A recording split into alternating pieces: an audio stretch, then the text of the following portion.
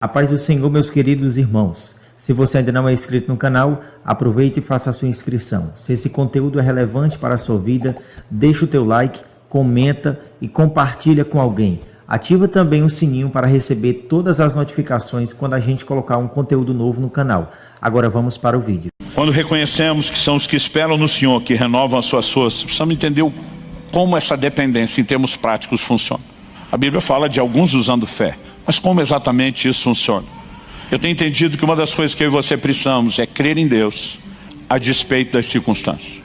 A Bíblia fala que quando a vida dos dois, daquele casal, começou a desmoronar em todas as áreas, a mulher de Jó tem um comportamento e Jó tem outro completamente diferente. Tem gente que culpa as circunstâncias por aquilo que ele está vivendo. Mas a verdade é que diante das mesmas circunstâncias, pessoas que vivem exatamente no mesmo contexto podem ter reações muito diferentes. Um exemplo que frequentemente eu dou é que há duas formas de se lidar com a resistência do vento.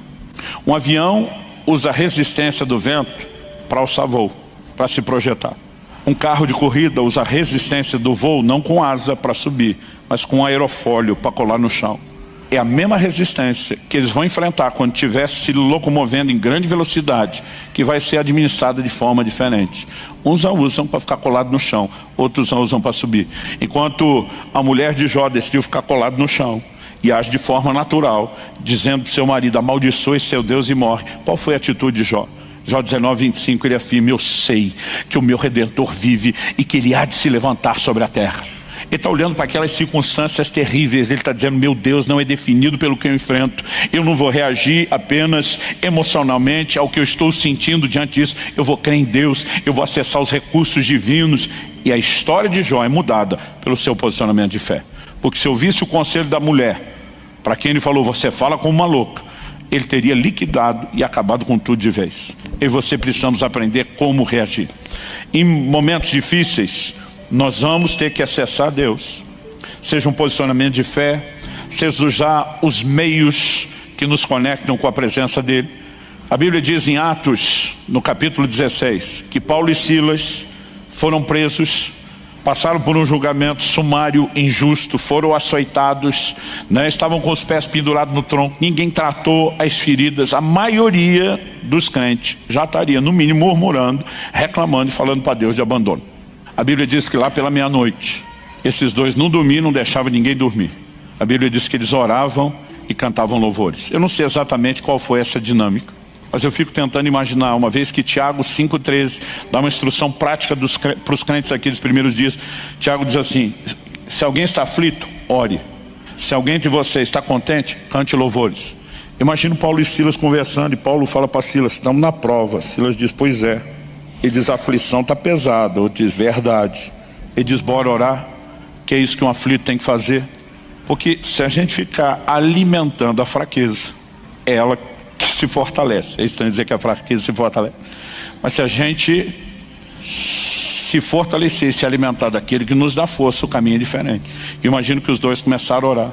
Mas em algum momento, imagino um falando para o outro: mas nós não estamos só aflitos, nós também estamos felizes.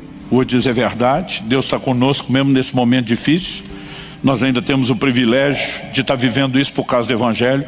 Bora adorar também, bora adorar também.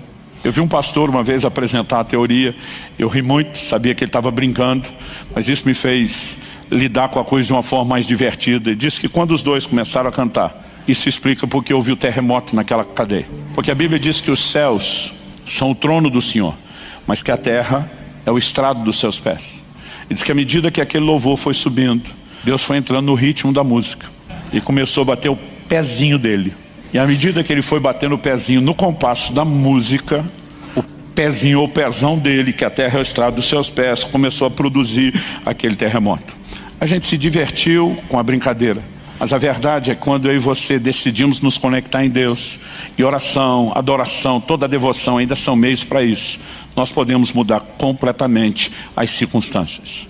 Podemos experimentar intervenções da parte de Deus. Quem está entendendo, diga amém. Mas algo que eu sempre digo para quem está vivendo um momento de cansaço: aprenda a receber, não só diretamente de Deus quando Ele te toca, não só diretamente de Deus quando você foi a Ele, como Paulo e Silas foram, mas muitas vezes o mesmo Paulo vai falar de uma força e um socorro que Deus manifestou através de pessoas. E a gente precisa saber receber de Deus através de outros.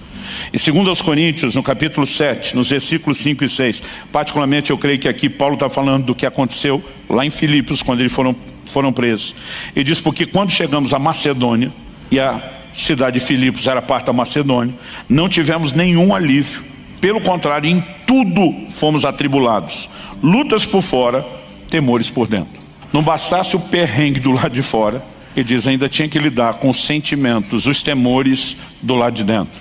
Mas ele diz assim, porém Deus, que consola os abatidos. Diga comigo, Deus, que consola os abatidos. Então Paulo diz, porém Deus, aí ele lembra uma característica de Deus, que consola os abatidos, nos consolou com a vinda de Tito. Quantas vezes na minha caminhada eu tive momentos de encontrar mensageiros de Deus, não demorava para reconhecer.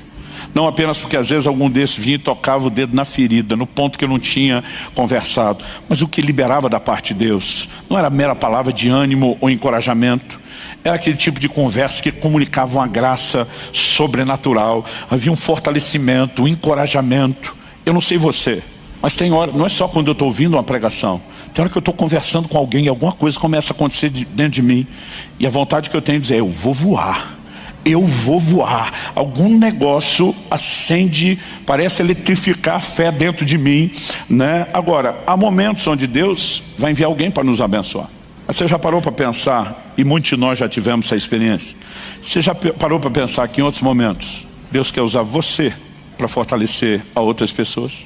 Isaías capítulo 50, verso 4 fala dessa outra dinâmica. Ele diz, o Senhor Deus me deu uma língua erudita para que eu saiba dizer boa palavra ao cansado. Boa palavra não é apenas uma boa explicação, não é só um bom conselho, não é só uma boa dose de encorajamento. É quando eu e você carregamos algo que não é nosso, é sobrenatural, comunica vida da parte de Deus.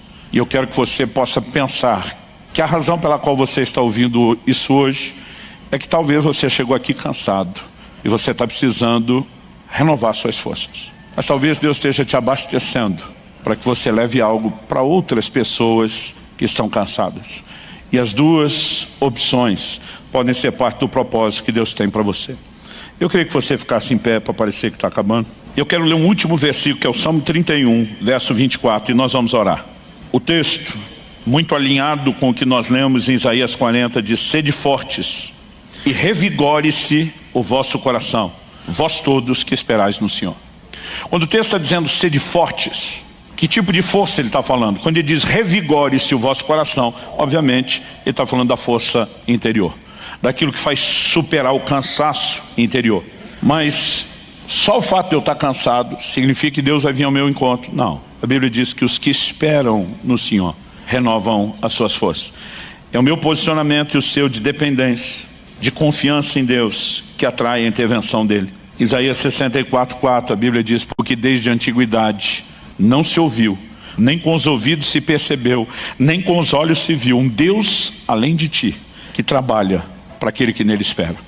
Há momentos onde eu e você chegamos para Deus e a gente simplesmente diz, estou abrindo falência, não tem mais nada o que fazer, só me resta esperar no Senhor, confiar no Senhor. E a Bíblia diz que Deus trabalha a favor daquele que nele espera. Ou seja, nós não apenas podemos ser fortalecidos, mas nós podemos ver Deus se mover. Esse fortalecimento é sobrenatural. Tem pessoas que vivem apenas de encorajamento humano, combustível emocional. Isso parece aqueles brinquedos de criança de antigamente, antes da época da pilha, que você tinha que dar corda. Alguém dessa época ou só eu? Ainda bem, obrigado. Aí você dava a corda, saía lá o brinquedinho, mas aí acabando a corda, ele ia diminuindo o movimento e parava. E se você quisesse vê-lo mexer, tinha que dar corda de novo. Tem gente que precisa que alguém dê corda nele todo dia. O que nós estamos falando é mais do que encorajamento emocional, e não estou dizendo que ele não tem a sua importância, mas nem de longe ele se compara com uma descarga do poder de Deus, com o vento do Espírito soprando debaixo das suas asas, te fazendo subir como águia. Aí a conversa é outra.